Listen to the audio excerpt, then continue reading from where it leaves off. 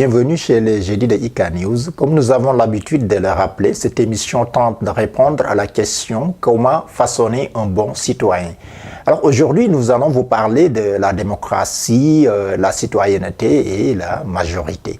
Alors, on sait que la démocratie est souvent définie comme le pouvoir du peuple, par le peuple et pour le peuple. Vous avez l'habitude d'entendre souvent cette phrase. Mais la question que j'ai envie de poser, c'est si le pouvoir vient du peuple, donc où va-t-il?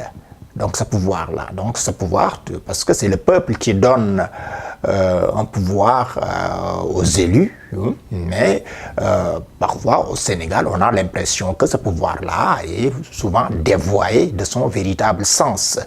Et c'est un pays, le Sénégal, où parfois on confisque, disons, les droits des citoyens, les droits les plus élémentaires, le droit de posséder de sa carte d'identité, sa carte d'électeur.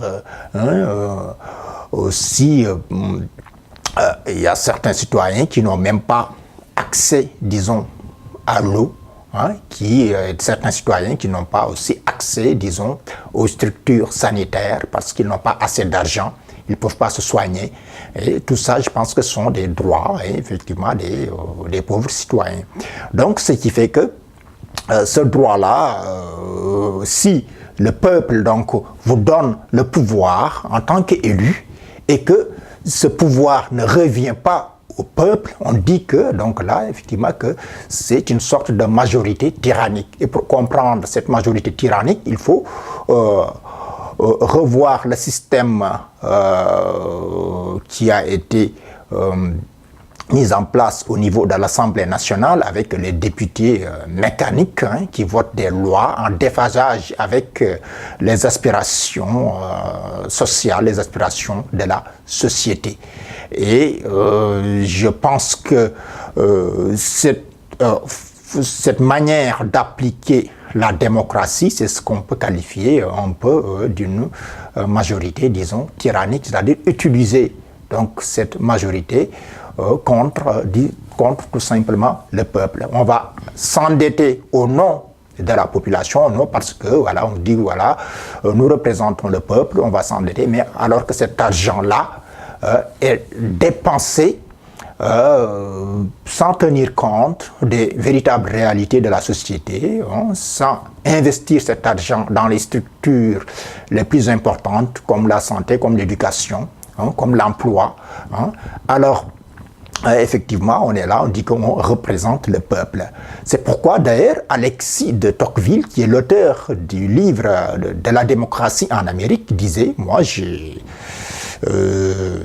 suis passionné de la liberté, de la justice, des droits des peuples, mais non de la démocratie. Je ne suis pas passionné de la démocratie. Parce que tout simplement, cette distinction entre la justice, les libertés qui sont effectivement, ce sont ces dimensions-là, ces aspects-là qui devaient refléter la notion de démocratie. Donc, il fait cette distinction entre la démocratie et ces notions de justice, de liberté, d'égalité, parce que tout simplement, la démocratie telle que appliquée par certains a été dévoyée de son véritable sens. C'est-à-dire, c'est d'utiliser tout simplement ce que la majorité te donne comme pouvoir à des fins purement, disons, personnelles. Donc, en tant que, disons, population, on doit se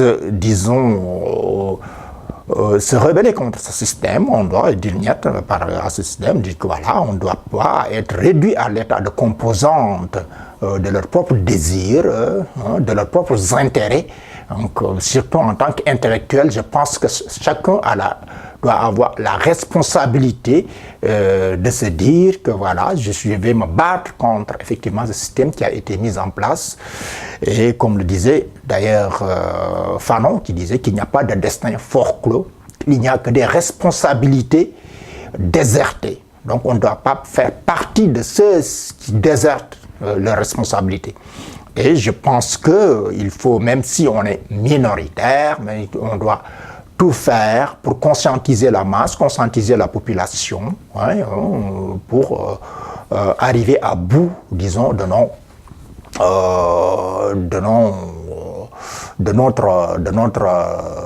objectifs. Hein, voilà. Parce que, comme le disait Dalai Lama, qui dit que si vous pensez que vous êtes trop petit, hein, pour pouvoir vaincre, donc essayez de dormir avec un moustique pour voir lequel des deux empêche l'autre de dormir. Donc vous voyez, donc, de mobiliser, donc il suffit de mobiliser les forces pour combattre, disons, cette injustice, hein, donc voilà, s'indigner contre cette injustice, puis pour l'avenir surtout de nos enfants, l'avenir des générations futures. Parce qu'on va vous dire que voilà, on se projette pour l'avenir d'ici 2035, alors que cet avenir-là, on ne l'a pas assez préparé. Qui vous parle d'avenir alors que le présent, il n'y a rien qui a été fait pour le présent, dites-vous qu'il est en train tout simplement de vous leurrer.